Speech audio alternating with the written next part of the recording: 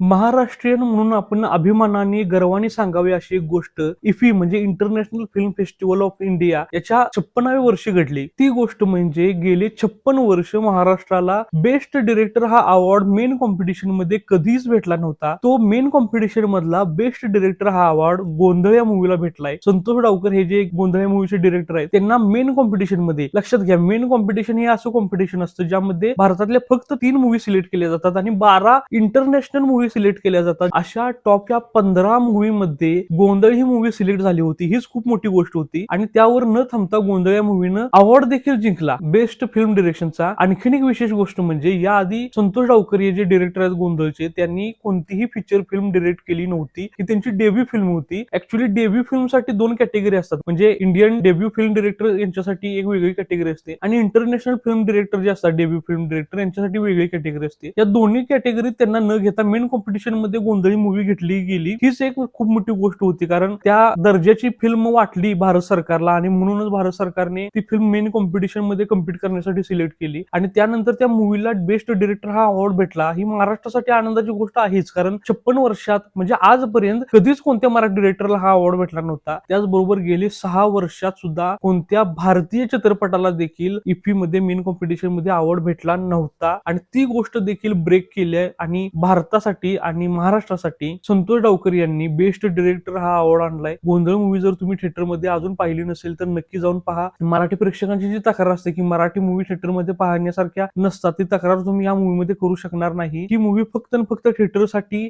जाणीवपूर्वक बनवली गेली. त्यासाठी तशा पद्धतीचं BGM, music, cinematography, story telling, suspense, thrill सगळ्या गोष्टी अतिशय छान प्रकारे मांडल्या गेलेत. त्यामुळे ही मूवी थिएटर मध्ये खूप साऱ्या लोकांना आवडते. तुम्ही इंटरनेटवरचा कोणताही रिव्ह्यू पहा, प्रिंट मीडियातले रिव्ह्यू पहा किंवा साधी सरळ तुम्हाला गोष्ट सांगतो, तुम्ही एआय ला विचारा गोंधळी मूवी कशी आहे आणि तुम्हाला एआय सांगेल की गोंधळी मूवी थिएटर मध्ये जाऊन पाहण्यासारखी आहे की नाही. कदाचित ही मूवी ओटीटी वर येणार नाही, म्हणजे किमान वर्षभर तर येणार नाही, कारण इफी मध्ये जर अवॉर्ड भेटलाय तर इतर कॉम्पिटिशन मध्ये सुद्धा या मूवीला अवॉर्ड भेटू शकतात आणि त्यामुळे ही मूवी वर्षभर कम्पीट करेल जागतिक कॉम्पिटिशन मध्ये. त्यामुळे ही मूवी कदाचित ओटीटी वर येणार नाही, ऍटलिस्ट वर्ष दीड वर्ष त्यानंतर कदाचित येईल. आणि इतकं तुम्ही वाट पाहू नका, कारण खूप वर्षानंतर एक अशी मूवी आली मराठीत जी तुम्ही थिएटर मध्ये पाहून एन्जॉय करू शकता. त्यामुळे गोंधळी मूवी थिएटर मध्येच जाऊन पहा.